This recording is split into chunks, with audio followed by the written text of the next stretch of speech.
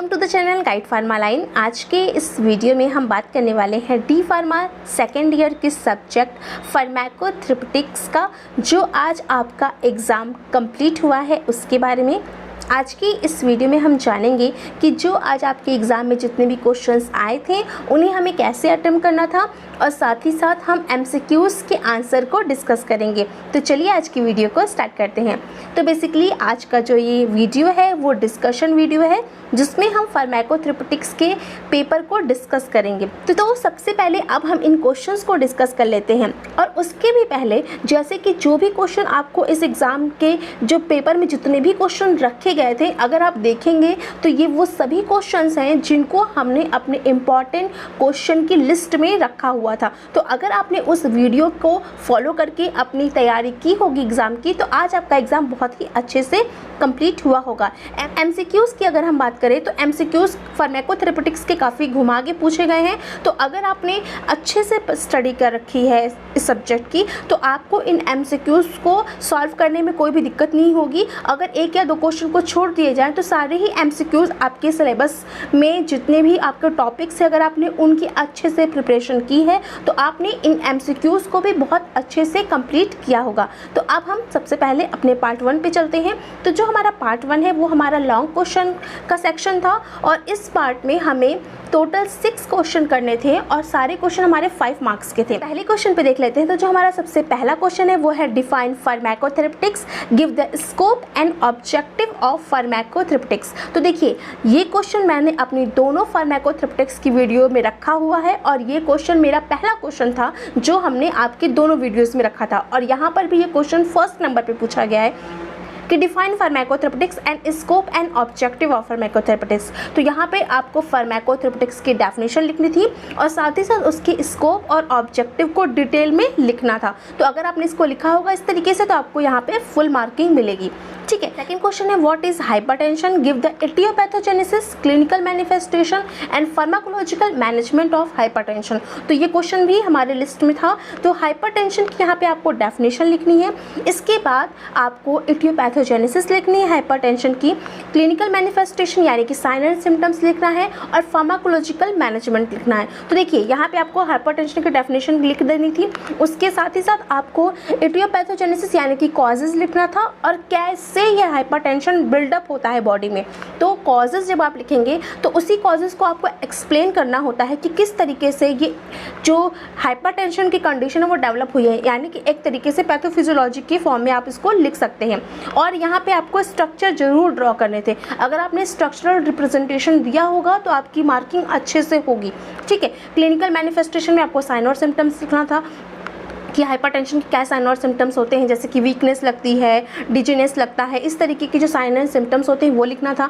Pharmacological treatment में आपको सभी ड्रगों के नाम लिखने थे, जैसे कि हम इसमें थायराइड कैटेगरी की ड्रग यूज़ करते हैं, हम इसमें बीटा ब्लॉकर्स यूज़ करते हैं, इस तरीके की जो भी ड्रग्स हम यूज़ करते हैं, एस इनहिबिटर यूज़ करते हैं, इन सभी के बारे में आपको लिखना था। तो इस तरीके से आपने लिखा होगा तो यहाँ पर आपको फुल मार्किंग मिलेगा। नेक्स्ट क्वेश्चन है define diabetes mellitus, give the aetiopathogenesis, clinical manifestation and pharmacological management of diabetes mellitus. तो यहाँ पे आपको डायबिटीज मेलाइटस की डेफिनेशन लिखनी थी। तो डायबिटीज मेलाइटस क्या है? Diabetes mellitus is a metabolic disorder जिसमें शुगर का लेवल बढ़ जाता है, बॉडी में ब्लड में बढ़ जाता है। इसके बाद इटियोपैथोजेनेसिस यानी कि ये डायबिटीज मेलाइटस कैसे होता है, तो इसको मैंने अपनी वीडियोस में बताया हुआ है कि डायबिटीज मेलाइटस कैसे होता है। जब बीटा सेल्स जो कि पैनक्रियास की बीटा सेल्स होती हैं उनमें डिस्ट्रक्शन होने लगता है, वो सेल्स डैमेज होने लगती हैं, तो उस केस में बॉडी में जो इंसुलिन है उसकी कमी आ जाती है, जिसकी वजह से डायबिटीज मेलाइटस की कंडीशन डेवलप होती है। तो यहाँ पे आपको उसको लिखना था। साथ ही साथ क्लिनिकल मैनिफेस्टेशन में आपको शुगर के जितने भी सिम्टम्स होते हैं, जैसे कि जो शुगर में बॉडी में जो शुगर बढ़ती है तो उसमें जो भी सिम्टम्स अपीयर होते हैं, वीकनेस लगती है, इस तरीके की जो भी सिम्टम्स थे वो आपको यहाँ पे लिखने थे। और मैनेजमेंट की अगर हम बात करें तो यहाँ पे आपको ड्रग लिखनी थी। तो ड्रग में क्या लिखेंगे आप? ड्रग में आपको जैसे मेटफॉर्मिन हम खाते हैं, सल्फोनिल यूरिया कैटेगरी की ड्रग खाते हैं, तो इन सभी के बारे में आपको लिखना था। इंसुलिन के इंजेक्शंस लेते हैं, तो ये सभी को आपको यहाँ पे लिखना था। तो बेसिकली अगर हम बात करें जो आपका लॉन्ग क्वेश्चन है उसमें जो क्वेश्चन है वो काफ़ी बड़े उस पर पूछे गए हैं। आपके एक ही क्वेश्चन में काफ़ी पार्ट्स हैं, तो आपको हर पार्ट में अच्छा मैटर आपको देना था, ठीक है। तो अगर आपने इस तरीके से क्वेश्चन अटेम्प्ट किए होंगे तो आपकी मार्किंग फुल मिलेगी, ठीक है। इसके बाद नेक्स्ट क्वेश्चन है define peptic ulcer, give the aetiopathogenesis, clinical manifestation and pharmacological management of peptic ulcer. तो देखिए यहाँ पे आपको पेप्टिक अल्सर की डेफिनेशन लिखनी थी कि पेप्टिक अल्सर क्या होता है। हमने बहुत बार इसको बताया है कि ये बहुत इंपॉर्टेंट क्वेश्चन है और ये यहाँ पे देखिए पूछा भी गया है। और इसमें एटियोपैथोजेनेसिस लिखनी थी। तो एटियोपैथोजेनेसिस में क्या होता है, जब aggressive factor as well as defensive factor में जब इम्बैलेंस हो जाता है तो उस कंडीशन में पेप्टिक अल्सर की कंडीशन डेवलप होती है। तो वो कंडीशन आपको लिखनी थी और इसके बाद उसका रिप्रेजेंटेशन करना था आपको, उसका स्ट्रक्चरल रिप्रेजेंटेशन। उसके बाद क्लिनिकल मैनिफेस्टेशन में जो भी साइन और सिम्टम्स आपने पढ़ रखे हैं पेप्टिक अल्सर के तो वो आपको यहाँ पे लिखना था। इसके बाद आपको मैनेजमेंट लिखना था ड्रग वाला, यानी कि फार्माकोलॉजिकल मैनेजमेंट में आपको सभी ड्रगों को डिस्कस करना था। तो जैसे ओमेप्राजोल है, हमारी एंटासिड्स हैं, ये सभी जो ड्रग्स हम यूज़ करते हैं, एच पाइलोरी के जो ड्रग्स होती हैं जैसे एमॉक्सिसिलिन वगैरह है, तो इनके बारे में आपको लिखना था।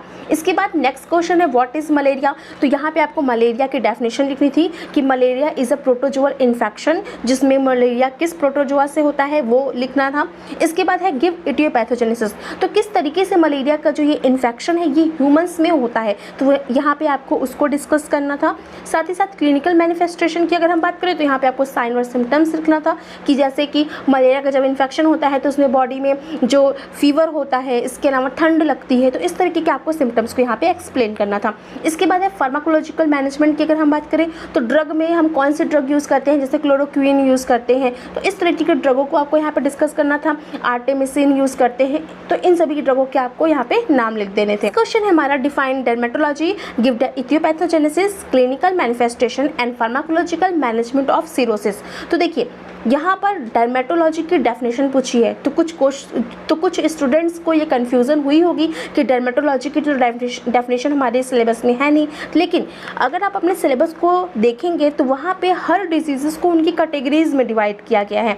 तो हर डिजीज़ में उनकी अपनी अपनी कैटेगरीज है और यहाँ पे अगर आपको ये नहीं भी समझ में आ रहा है तो यहाँ पे सिरोसिस दिया हुआ है और सिरोसिस एक स्किन डिजीज़ है। तो डर्मेटोलॉजी सिरोसिस दोनों आपस में लिंक्ड है। और डर्मेटोलॉजी में क्या होता है, डर्मेटोलॉजी में हम स्किन के डिजीज़ेस की स्टडी करते हैं। तो यहाँ पे आपको यही लिखना था कि डर्मेटोलॉजी वो ब्रांच है जहाँ पे हमें स्किन के डिजीज़ेस की स्टडी की जाती है। इसके बाद क्या है, एटियोपैथोजेनेसिस कैसे होती है, डर्मेटोलॉजी सिरोसिस की एटियोपैथोजेनेसिस कैसे होती है, तो क्या होता है, ये एक ऑटोइम्यून डिजीज़ है। इस तरीके से आपको यहाँ पे उसकी जो एटियोपैथोजेनेसिस जो कि हमने आपको पढ़ाया है उसको लिखना था। इसके अलावा क्लिनिकल मैनिफेस्टेशन में उसके साइन और सिम्टम्स लिखने थे, जैसे कि स्केली स्किन हो जाती है, शेडिंग होने लगती है, रेडनेस आ जाती है स्किन में, इचिंग होती है, इस तरीके की कंडीशन जो डेवलप होती है वो आपको क्लिनिकल मैनिफेस्टेशन में लिखनी थी। इसके अलावा फार्माकोलॉजिकल ट्रीटमेंट में जितने भी हमने ऑइंटमेंट्स या फिर जो भी हमने बताया था आपको, जितने भी लोशंस वगैरह थे उनको हम यहाँ पे यूज़ करते हैं, उसके नाम को आपको यहाँ पे लिख देना था, ठीक है। नेक्स्ट क्वेश्चन है what is the antimicrobial resistance, what are the prevention and control measurement of antimicrobial resistance. तो एंटी माइक्रोबियल रेजिस्टेंस क्या होता है ये लिखना था। तो एंटी माइक्रोबियल रेजिस्टेंस क्या है, जो बॉडी में जो माइक्रोब्स होते हैं वो रेजिस्टेंस जब डेवलप करने लगते हैं किसी भी ड्रग से तो उसको हम बोलते हैं माइक्रोबियल रेजिस्टेंस। तो एंटी माइक्रोबियल रेजिस्टेंस क्या होगा, उसके अपोजिट, ठीक है। तो एंटी माइक्रोबियल रेजिस्टेंस को इस तरीके से आपको लिखना है। इसके अलावा प्रिवेंशन, हम कैसे प्रिवेंट करेंगे इस रेजिस्टेंस को, इस रेजिस्टेंस को प्रिवेंट करने के लिए हमें क्या करना चाहिए, हमें अपने ड्रग की प्रॉपर थेरेपी करनी चाहिए। जो भी हमें डिजीज़ेज़ हैं उनकी रिगार्डिंग जो भी ड्रग प्रिस्क्राइब्ड की गई है उनकी हमें टाइम कोर्स को कंप्लीट करना चाहिए, उनकी जो थेरेपी प्रिस्क्राइब की गई है उसको फॉलो करना चाहिए, डोजेस को स्किप नहीं करना चाहिए और अननेसेसरी मेडिसिन को कंज्यूम नहीं करना चाहिए, अननेसेसरी एंटीबायोटिक्स को कंज्यूम नहीं करना चाहिए। तो ये होता है रेजिस्टेंस को प्रिवेंट करने का मेथड। और एंटी माइक्रोबियल रेजिस्टेंस में क्या होगा कि जो माइक्रोब्स जो ड्रग को इफेक्ट को रजिस्ट करने लगते हैं उसको हम बोलते हैं माइक्रोबियल रेजिस्टेंस। तो यहाँ पे आपको इसको लिखना था। तो ये सारा आपका पार्ट 1 में था, इसमें से आपको 5 क्वेश्चन करने थे। अब हम बात कर लेते हैं पार्ट 2 के बारे में, जो है शॉर्ट क्वेश्चन का। ये जो शॉर्ट क्वेश्चन है इसमें आपको 10 क्वेश्चंस करने थे और ईच क्वेश्चन आपके 3 मार्क्स कंटेनिंग थे। तो अब देखिए जो हमारा पहला क्वेश्चन है, तो अब जो हमारा पहला क्वेश्चन है इस पार्ट में वो है what do you mean by evidence based medicine, give the importance of evidence based medicine. तो देखिए ये मैंने क्वेश्चन बताया भी था, ये आया भी है और हमने इसकी इम्पॉर्टेंस भी आपको पढ़ाई है। तो एविडेंस बेस्ड मेडिसिन क्या होती है, यानी कि वो मेडिसिन जो एविडेंस पे काम करती हैं तो उसको हम बोलते हैं एविडेंस बेस्ड मेडिसिन। अब इसका इम्पॉर्टेंस क्या है, तो जब हम किसी भी चीज़ का एविडेंस लेके कोई काम करेंगे तो हमारे पास उसकी श्योरिटी बढ़ती जाएगी। तो इस तरीके से जो पेशेंट है उसकी कंप्लायंस बढ़ती जाएगी, पेशेंट में जो ड्रग हम यूज़ कर रहे हैं उसकी एक्यूरेसी बढ़ती जाएगी। तो इस तरीके से आपको इसको लिखना था इंपॉर्टेंस वगैरह को। तो ये आपका पहला क्वेश्चन था। नेक्स्ट है defined hyperlipidaemia, give the types, mention clinical manifestation of hyperlipidaemia. तो देखिए यहाँ पे कुछ जो क्वेश्चन इसमें कुछ पूछा गया है डिफाइन हाइपरलिपिडेमिया, तो यहाँ पे आपको हाइपरलिपिडेमिया की डेफिनेशन लिख देनी थी कि जब बॉडी में लिपिड की कंसंट्रेशन बढ़ जाए तो उस कंडीशन को हम हाइपरलिपिडेमिया बोलते हैं। अब लिखा है गिव इट्स टाइप।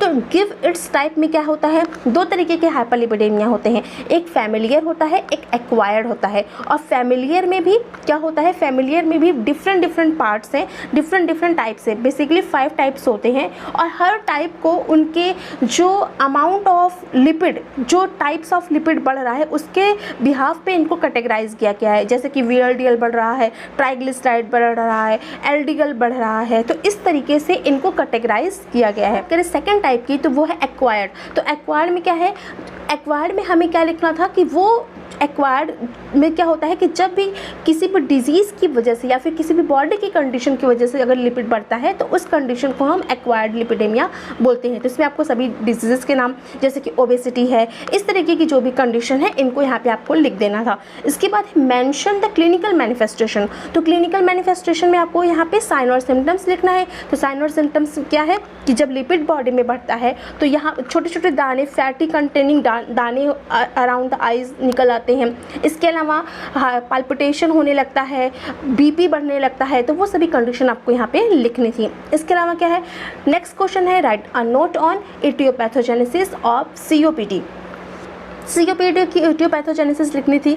इसको मैंने बहुत डिटेल में बताया हुआ है कि सीओपीडी की 2 कॉज है, इम्फेसिमा एंड ब्रोंकाइटिस। और ब्रोंकाइटिस एंड इम्फेसिमा किस तरीके से सीओपीडी डेवलप कर रहे हैं ये हमने बहुत ही ब्रीफली एक्सप्लेन किया हुआ है। इसके अलावा जैसे कि इन्फेक्शन होता है उसकी वजह से जो इन्फ्लामेटरी मीडिएटर्स होते हैं वो रिलीज़ होते हैं, उसकी वजह से वो कंडीशन डेवलप होती हैं। तो यहाँ पे आपको बेसिकली इम्फेसिमा और ब्रोंकाइटिस को लिखना था। इसके अलावा जो भी आपको एक रिप्रेजेंटेशन मैंने बताया हुआ है कि किस तरीके से ये कंडीशन डेवलप होती है, अगर आपकी बॉडी में कोई भी ट्रिगर या फिर कोई भी एंटीजन एंटर करता है तो कौन कौन से मीडिएटर्स रिलीज़ होते हैं, उसके बाद वो कंडीशन डेवलप होती है। तो यहाँ पे आपको उसको लिख देना था।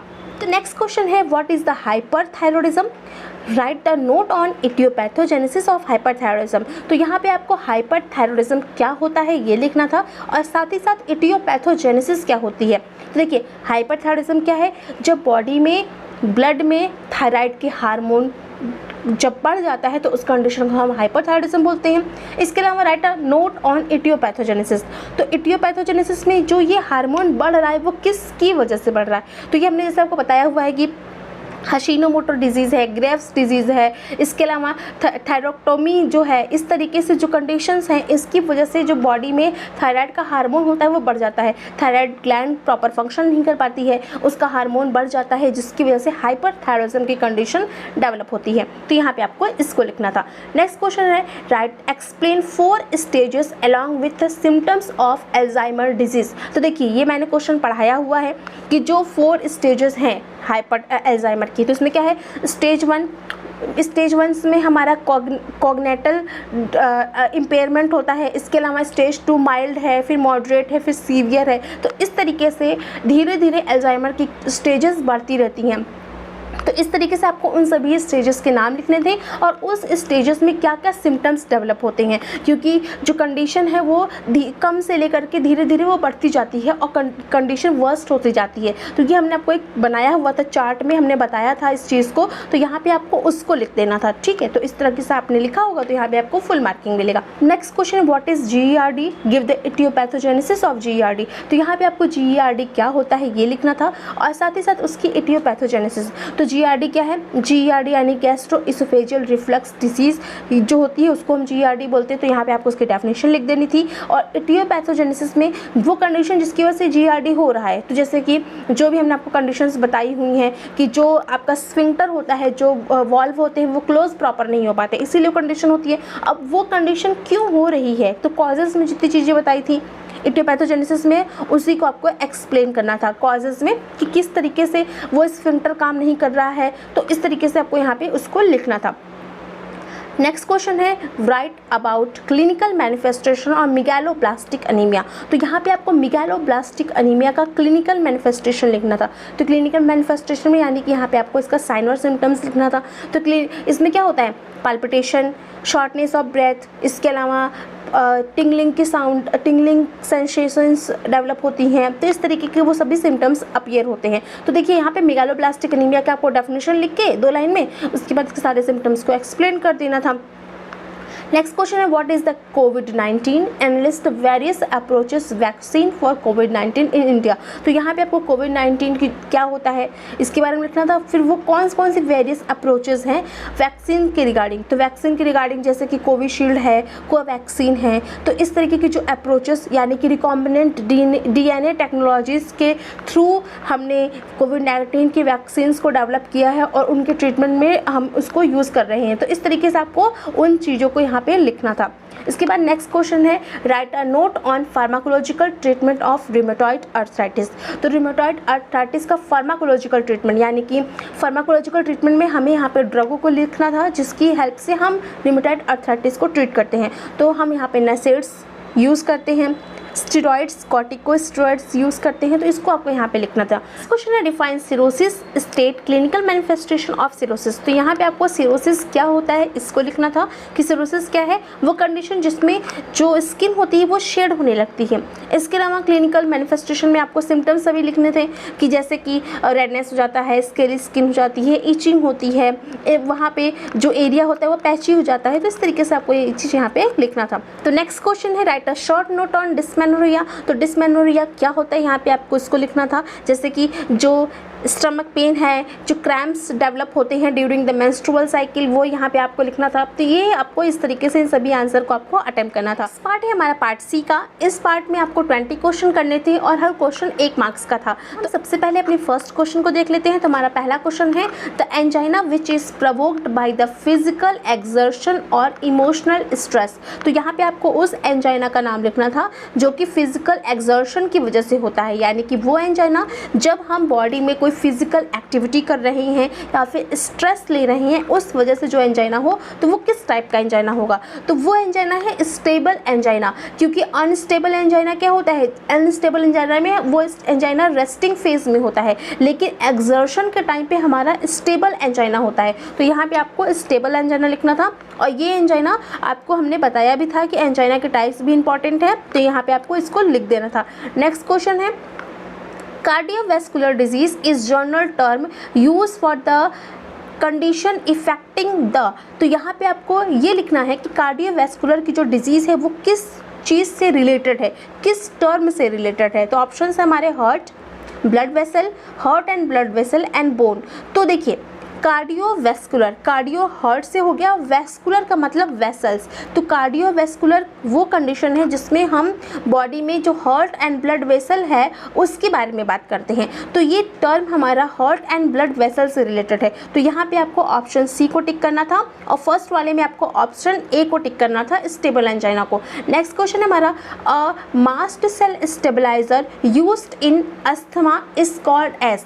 तो मास्ट सेल स्टेबलाइजर आपने कोलॉजी में पढ़ा होगा, जो क्लासिफिकेशन आपने पढ़ा होगा, या फिर आपने फार्माकोथेरेपेटिक्स में भी जो हमने अस्थमा की ड्रग बताई हैं उनमें जो कैटेगरीज बताई है, तो जिसमें मास्ट सेल स्टेबलाइजर है उसमें 2 ड्रग आती हैं। एक आती है हमारी सोडियम क्रोमोगाइलेट और दूसरी होती है हमारी कीटोटिफेन। तो यहाँ पे कीटोटिफेन का ऑप्शन ही नहीं दिया है, तो सेकेंड ऑप्शन बचता है सोडियम क्रोमोगाइलेट का। तो यहाँ पे आपको ऑप्शन बी पे टिक करना था जो है सोडियम क्रोमोगाइलेट। नेक्स्ट क्वेश्चन है weight loss, rapid heart rate and heat sensitivity are like a symptoms of. आपके पास 2 ऑप्शन है, हाइपरथायरॉयडिज्म एंड हाइपोथायरॉयडिज्म। तो आपको इनमें से किसी एक को चूज़ करना है। तो इसमें क्या है कि वो कौन सी थायराइड की कंडीशन है जिसमें कि वेट लॉस होता है, हार्ट रेट बढ़ जाती है और हीट की सेंसिटिविटी होती है। तो ये हाइपरथायरॉयडिज्म की कंडीशन है। हाइपरथायरॉयडिज्म में वेट लॉस होता है, हार्ट रेट बढ़ती है और हीट की सेंसिटिविटी होती है। इसके ठीक अपोजिट हाइपोथायरॉयडिज्म में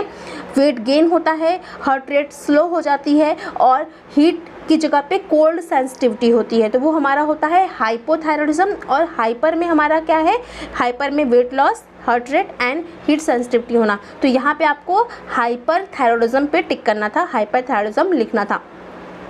नेक्स्ट क्वेश्चन है tremors, rigidity and bradykinesia are the symptoms of.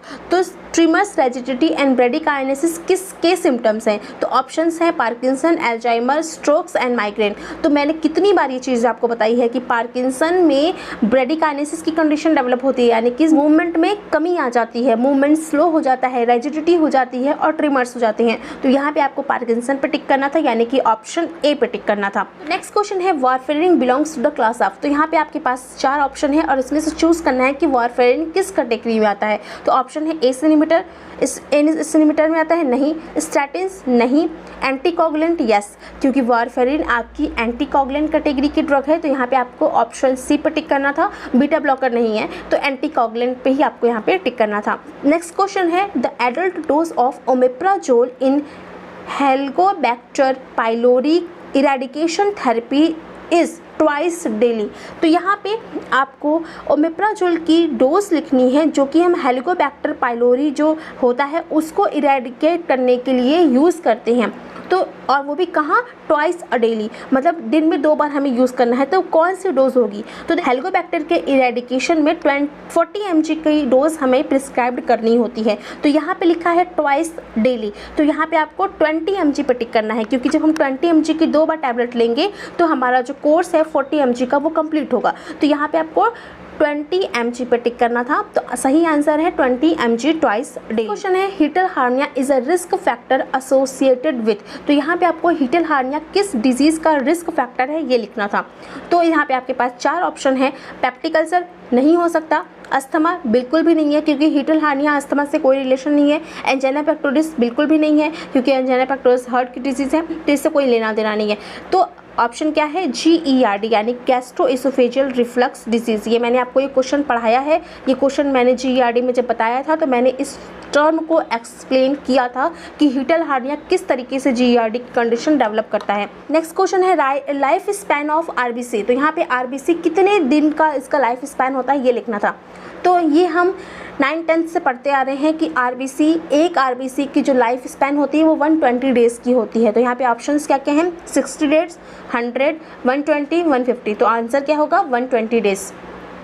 Next question है सिफाइलिस इज कॉज्ड बाई। तो सिफाइलिस जो है वो कंडीशन किससे कॉस्ट होती है? तो हमने आपको बताया था ना कि आपकी जितनी भी पॉजिटिव एजेंट है वो सभी इंपॉर्टेंट हैं। तो यहाँ पे आपको सिफाइलिस का पूछा गया है। तो सिफाइलिस का जो कंडीशन है वो किसकी वजह से डेवलप होती है? तो सिफाइलिस बैक्टीरियल इन्फेक्शन पहली बात तो वायरस हट गया, ए ऑप्शन हट गया, सी ऑप्शन हट गया। इसके बाद प्लाज्मोडियम वाइवेक्स बिल्कुल भी नहीं क्योंकि ये तो मलेरिया के लिए यूज़ होता है। तो अब हमारे पास बचा ट्रिपोनोमा पैलिडम। तो यही इसका पॉजिटिव एजेंट है, ऑप्शन बी ट्रिपोनेमा पैलिडम। ठीक है, नेक्स्ट क्वेश्चन है pyelonephritis is the inflammation of. Option 2 है आपके पास, किडनी एंड लीवर। तो किडनी और लीवर में से किसी एक को चूज करना है। तो पॉलीनेफ्राइटिस, देखिए नेफ्राइटिस यानी कि नेफ्रॉन से रिलेटेड है और नेफ्रॉन किसका पार्ट है, नेफ्रॉन किडनी का पार्ट है। तो यहाँ पे आपको ऑप्शन लिखना था किडनी। लीवर की अगर हम बात करते हैं तो वहाँ हिपैटिक अगर वर्ड आता है तो वो लीवर से रिलेटेड होता है, लेकिन यहाँ अगर नेफ्राइटिक वर्ड आ रहा है यानी कि नेफ्रॉन से रिलेटेड है और नेफ्रॉन किडनी का पार्ट है तो यहाँ पे आपको लिखना है किडनी। तो पॉलीनेफ्राइटिस जो हमारी कंडीशन है वो इन्फ्लामेशन की कंडीशन है किडनी की। नेक्स्ट क्वेश्चन है, अगर इस तरीके से आप क्वेश्चन को सॉल्व करेंगे तो आपका आंसर कभी भी गलत नहीं होगा क्योंकि हर चीज़ का एक लॉजिक होता है, एक रीज़न होता है। पूरी नहीं है कि हर चीज़ आपने पढ़ी रखी हो फिर वही चीज़ क्वेश्चन में पूछ दी जाए, नहीं। अगर आपने अच्छे से स्टडी कर रखी है तो अगर क्वेश्चन ट्विस्ट करके पूछ देता है फिर भी आप उसको सॉल्व कर लेंगे। तो इसलिए जो हमें जितने भी टॉपिक्स आप पढ़िए उसको अच्छे से पढ़िए जिससे कि आप उससे रिलेटेड कोई भी चीज़ घुमा के पूछ दी जाए तो आप उसको अच्छे से सॉल्व कर सके। ठीक है, अब नेक्स्ट क्वेश्चन है osteoarthritis is also known as. तो ऑस्टियोआर्थराइटिस को हम और क्या बोलते हैं? ऑप्शंस क्या क्या हैं, डीजेनरेटिव जॉइंट डिजीज, नेक्स्ट है डीजेनरेटिव आर्थराइटिस, सी ऑप्शन है both A and B and none. तो देखिए ऑस्टियोआर्थराइटिस में जो जॉइंट्स होते हैं वो डिजनरेट होने लगते हैं, तो यहाँ पे आपके जो ऑप्शंस ए है वो सही हो गया। इसके अलावा जो ऑप्शन बी है डीजनरेटिव आर्थराइटिस, तो क्योंकि ये आर्थराइटिस है और इसमें भी डिजनरेशन की कैटेगरी, डिजनरेशन की कंडीशन डेवलप हो रही है, तो बी भी सही होगा। तो यहाँ पे आपका ऑप्शन आएगा सी। तो इस तरीके से इसका जो ऑप्शन है वो है सी, यानी कि both A and B. Next question है fungal pneumonia is a contagious और नॉन कॉन्टेजियस। तो यहाँ पे आपको दोनों में से किसी एक को चूज़ करना है। तो जो निमोनिया है, फंगल निमोनिया, क्या ये कॉन्टेजियस है, यानी कि छूने से फैल जाएगी, एक दूसरे के टचिंग से फैल जाएगी, या फिर नॉन कॉन्टेजियस है? तो फंगल निमोनिया जो है वो नॉन कॉन्टेजियस डिजीज़ है, ये किसी के छूने से, किसी के कॉन्टैक्ट में आने से नहीं फैलता है, ठीक है। तो ये है non contagious disease. Next question है the skin cells peel up on the surface of the skin before they are mature is the condition called। तो यहाँ पे आपको वो कंडीशन लिखनी है जिसमें आपकी जो स्किन है वो पील अप होने लगती है। तो scabies, eczema, cirrhosis and none, इनमें से आपको चूज़ करना है। तो सिरोसिस में क्या होता है, जो स्किन होती है वो पील अप होने लगती है, तो यहाँ पे आपको सिरोसिस को टिक करना था। नेक्स्ट क्वेश्चन यानी कि ऑप्शन ए को। नेक्स्ट क्वेश्चन है first line treatment for scabies is. तो स्केबीज में जो फर्स्ट लाइन ट्रीटमेंट है वो क्या है? तो दो ऑप्शन है आपके पास, परमेथ्रिन एंड सिट्रीजिन। तो देखिए सिट्रीजिन क्या है, एलर्जी के लिए यूज़ होती है, और सिरोसिस स्केबीज एलर्जी से तो है नहीं, तो स्केबीज में हम परमेथ्रिन यूज़ करते हैं, और ये मैंने आपको ट्रीटमेंट में बताया है, फार्माकोलॉजिकल ट्रीटमेंट में बताया है। तो क्वेश्चन है loss of interest in all things is a symptoms of. तो ऑल थिंग्स में जो भी अगर हमारा इंटरेस्ट कम होने लगता है तो वो कौन सी कंडीशन होती है, यहाँ पे आपको उसको लिखना है। ऑप्शन दो है आपके पास, डिप्रेशन एंड एनेक्साइटी। तो एनेक्साइटी क्या है, एनेक्साइटी किसी चीज़ से डर, घबराहट, तो ये तो बिल्कुल भी नहीं हो सकता क्योंकि यहाँ पे लॉस ऑफ इंटरेस्ट है। तो लॉस ऑफ इंटरेस्ट किसका सिम्टम है, वो है डिप्रेशन का सिम्टम, क्योंकि जो भी डिप्रेशन के पेशेंट्स होते हैं उनको किसी भी चीज़ में कोई इंटरेस्ट नहीं आता है, वो होपलेस हो जाते हैं, उनको किसी भी चीज़ में कोई भी इंटरेस्ट नहीं रहता है। तो ये है लॉस ऑफ इंटरेस्ट का जो सिम्टम है वो डिप्रेशन का साइन है, ठीक है। तो नेक्स्ट क्वेश्चन है selective serotonin reuptake inhibitor is. तो यहाँ पे आपके पास दो ऑप्शन है, दोनों में से किसी एक को सेलेक्ट करना है कि सिलेक्टिव सेरोटोनिन रीअपटेक इनहिबिटर में से इसमें से क्या होगा, वो ड्रग कौन सी होगी। ऑप्शंस क्या है, सर्ट्रालिन एंड है इमिप्रामिन। तो देखिए इमिप्रामिन आपके TCA एंटी डिप्रेसेंट कैटेगरी की ड्रग है, यानी कि ट्राईसाइक्लिक एंटी डिप्रेसेंट ड्रग है, और सर्ट्रालिन जो हमारी है वो selective serotonin reuptake inhibitor category की ड्रग है। तो यहाँ पे आपको सर्ट्रालिन पे टिक करना था, सर्ट्रालिन लिखना था। नेक्स्ट क्वेश्चन है the disease associated with the destruction of optic nerve is. तो यहाँ पे आपको ऑप्टिक नर्व किस डिजीज़ में डिस्ट्रक्ट होने लगता है। तो दो कंडीशन दी है आपको, ग्लूकोमा एंड कंजक्टिवाइटिस। तो कंजक्टिवाइटिस क्या है, कंजक्टिवाइटिस एक इन्फ्लामेशन की कंडीशन है जिसमें आइज़ में रेडनेस होने लगती है, लेकिन ग्लूकोमा वो कंडीशन है जिसमें आपकी ऑप्टिक नर्व डैमेज होने लगती है। तो यहाँ पे आपको आंसर लिखना था ग्लूकोमा, ठीक है। क्वेश्चन है the condition of absence of monthly menstrual period is also known as. तो जो मंथली मेंस्ट्रुअल पीरियड है जब वो एब्सेंट हो जाता है तो उस कंडीशन को हम क्या बोलते हैं। तो देखिए डिसमेनोरेया वो कंडीशन जिसमें कि जो पेन क्रैम्प जो होता है एक्सट्रीम लेवल पे, उस कंडीशन को हम बोलते हैं। लेकिन एमेनोरेया वो कंडीशन है जिसमें जो मंथली मेंस्ट्रुअल पीरियड है वो एब्सेंट होने लगते हैं। तो एमेनोरेया, यहाँ पे आपको एमेनोरेया लिखना था क्योंकि ए से एब्सेंट, मेनोरेया यानी कि पीरियड्स। तो पीरियड्स जब एब्सेंट होने लगे तो उस कंडीशन को हम एमेनोरेया बोलते हैं। तो यहाँ पे आपको एमेनोरेया लिखना था। नेक्स्ट क्वेश्चन है tuberculosis is also known as. तो ट्यूबरकुलोसिस क्या है, इसको और क्या बोलते हैं हम। तो देखिए चार ऑप्शन है आपके पास। सबसे पहले देखिए हैंसेन्स डिजीज़, पार्किंसन बिल्कुल भी नहीं है क्योंकि पार्किंसन का कोई लेना देना नहीं, पार्किंसन ब्रेन से रिलेटेड है। साइजोफ्रेनिया बिल्कुल भी नहीं है, ये भी एक मेंटल डिसऑर्डर है। इसके बाद दो ऑप्शन आपके पास बचते हैं, Hansen's disease and Koch disease. तो कोच जो साइंटिस्ट थे रॉबर्ट कोच, उन्होंने ट्यूबरकुलोसिस का जो बैक्टीरिया है माइकोबैक्टीरियम ट्यूबरकुलोसिस, इसकी डिस्कवरी की थी। तो इसकी इसी डिस्कवरी की वजह से इनके नाम पे इस डिजीज़ को हम कोच डिजीज़ बोलते हैं। तो यहाँ पे आपको आंसर लिखना था कोच डिजीज़। तो इस तरीके से आपको इन सभी MCQs या फिर मल्टीपल चॉइस क्वेश्चन को अटेम्प्ट करना था। तो आई होप आपने आज की इस वीडियो को अच्छे से समझा होगा। आप सभी लोगों ने इसी तरीके से अपने एग्ज़ाम में इसी तरीके से सभी आंसर्स को लिखा होगा। आई होप आज का वीडियो आप सभी को समझ में आया होगा। मिलते हैं नेक्स्ट वीडियो में किसी और टॉपिक के साथ। Thank you.